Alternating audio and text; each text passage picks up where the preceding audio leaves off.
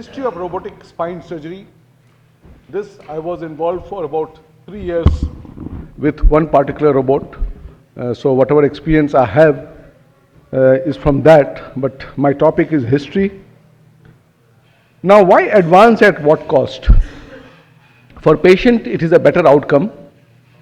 For surgeon, also it is a better outcome. And that outcome is, can you do more complex cases? Can you minimize radiation? Can you have less complication? Now, I'm not going to go through lots of other topics which are related topic here. Other speakers are going to go. So, in 2018, there was an article said there is a review of literature over last almost 10 years. First one came in 2004. There's a high level of accuracy on a consistent basis. However, there was a caution that soft tissue pressures or forceful surgical application or bony surface skiving, all these things can make it less ideal than what it is projected as. However, the benefit was quite obvious: reduced radiation and obviously less tissue trauma, so faster recovery. But the level of evidence was only level 4, which is not a very really strong evidence. Now, there are 3 types of robotic spine surgery. 2 of them are in present. One is going to be in the future because that is more of in a lab right now. One is a telesurgical robotic system. Now, the first telesurgical robotic system came in the form of Da Vinci. It was mainly for laparoscopic surgery, intracavitary surgery. And here the surgery was remote, means the surgeon was in a console away from the patient, and he could be away in the theater or he could be anywhere in the world. And there have been cases which have been done like that. Approval came only in 2000. Magnification was fantastic. If you have seen it, fantastic magnification, 3D vision, and also it overcame the tremor control of the surgeon. So actually the movement looks quite tremorless. It can be used for complex, minimally invasive procedures. It has been tried for anterior spinal surgery, and recently they have tried for neck also. But the main robot which is in our domain is robot assisted navigation, where the robotic guidance of surgeon operated instruments only.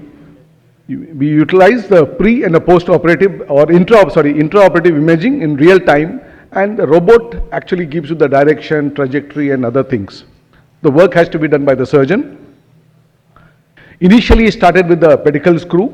Now the use has been expanded to various parts, including dissection of tumor and more complex cage placement, etc. Now the first one was from it is an Israeli company, came as a spine assist, FDA approval in 2004, and it was fixed to the spinous process and bony landmarks, and the frame was put by triangulation on the PSIS and the spinous process, and the robot was placed on that, and the pre-op CT scanning was fed beforehand, which you could plan before, and robot had a 6 degree of movement. It was pretty correct, but the main limitation was it required pins in various parts of the spinous process, PSIS or other bony structure to fix the frame, and skidding and other dislocation of the cannula was common. My experience was with Renaissance. It was a second generation, approved in 2011. It was smaller, lighter, ergonomically better. Software was very fast. It could do the 3-dimensional reconstruction of the spine, and one could use with a percutaneous or open surgical technique. Intraoperative fluoroscope was merged with the pre-operative CT scan, and we used to get a very good image. 2 views in intra, one oblique and one AP. Now, computer determined the correct access point and the robot proceeded with this localization, and then we extended the use to spine tumor biopsies and vertebrokyphoplasty. Limitation was again skiving.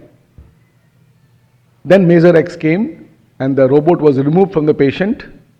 It was approved in 2016. It had a robotic arm.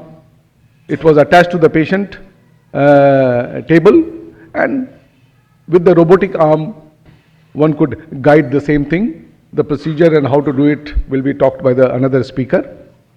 And there was a new feature in this. There was a 3D real-time camera which will detect its location, because if you have used robot, sometime in old robot, you have planned a trajectory, but you find some instrument or even the frame comes in the way. So those errors were reduced. Then the Major X was married to the stealth station of Medtronics, because the Medtronics had bought it, and they had the Major X Stealth Edition, which is the latest of everything, in which you actually use the tools in real time because of the merger of these two technologies.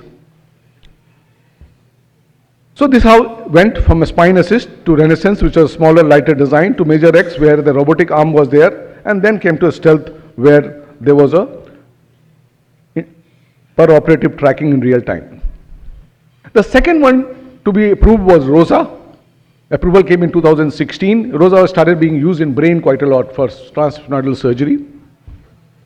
This has a robotic arm which is attached to a stand.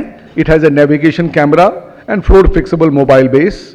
And again, pre-operative and intraoperative CT had to be done and merged. It has been integrated with the Jimmer system. I don't think anyone has ROSA system here for the spine.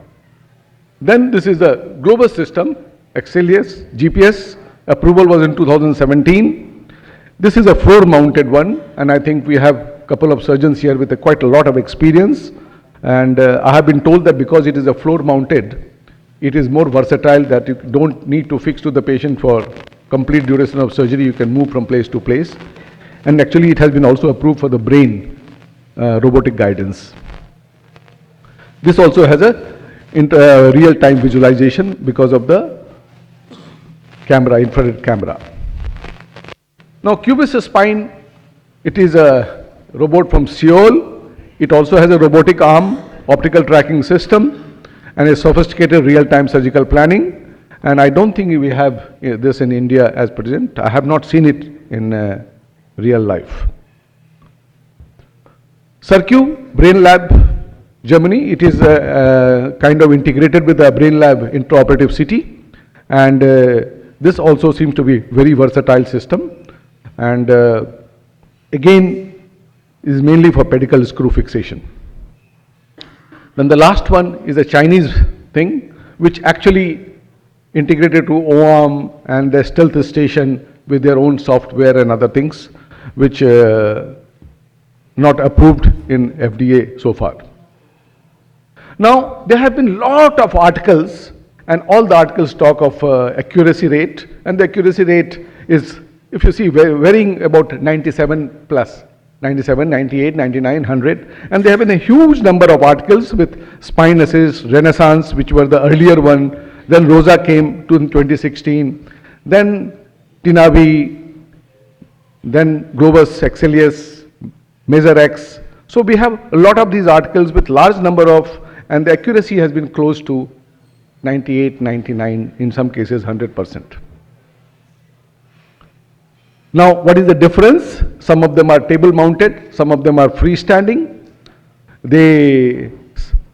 Some of them require pre-op CT, some of them don't require pre-op CT. Instrument tracking is there in everywhere because everything has been linked to navigation system. In few of them K-wire is required, few of them K-wire is not required. Clinical applications, as we can see, mostly pedicle screw and then further extension to various things, accuracy, FDA approval, as I said. My experience was only with 32 cases. Complication is not there, but skiving was the problem in Renaissance, but that is the past. Present ones, I saw Puneet doing a Globus one, is a pretty nice drill which gives the skiving problem goes away. Then there comes the present in the lab, and future is the simulation system of virtual reality, mixed reality and augmented reality. Virtual reality is going to be in the training and augmented reality is going to be in OT. And that is, I think, everything will be replaced by that in 5 years' time. There is a new generation. Thank you.